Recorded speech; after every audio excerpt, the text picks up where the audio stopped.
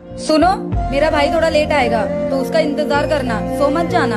पर दीदी रात के 11 बज गए, मुझे भूख लगी है। भूख लगी है? आपको आपके मम्मी ने सिखा के नहीं भेजा है क्या कि नई नवेली दुल्हन पति के खाना खाने के बाद ही खाना खा सकती है? पर दीदी वो पता नहीं कब तक के आएंगे, तब तक के मैं भूखी रहूंगी क्या? हाँ तो रहना ही पड़ेगा। जब हमारी शादी हुई थी ना तो हम भी ऐसे ही भूखे रहते थे। ठीक है दीदी, तब तक के मैं आराम कर लेती हूँ, जब तक के वो नहीं आते। आराम नहीं करना है, मेरे भाई का इंतजार करना है जब तक वो नहीं आ जाता। जी दीदी। पता नहीं क्या रिवाज है ये, पता नहीं कब आएंगे वो।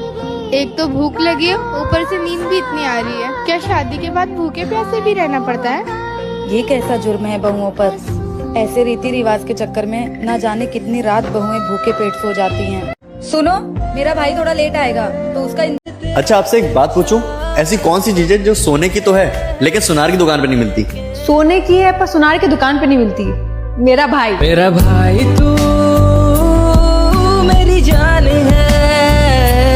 अच्छा, बहू, कल मेरी बेटी की नंद की सगाई है, तुझे यही साड़ी पहन के चलना है उसके ससुराल। माँ जी, मेरे पास तो बहुत सारी साड़ियाँ है ना, मैं उनमें से कोई पहन लूंगी ना।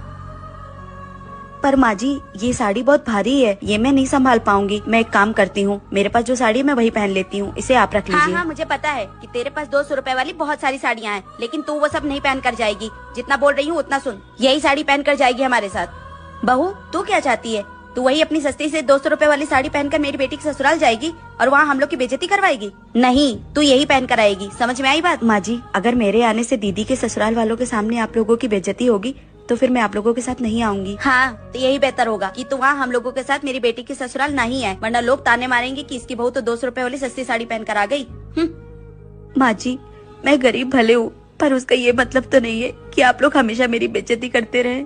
क्या गरीब होना पाप है? आप लोग इस बात से सहमत है तो कमेंट करके जरूर।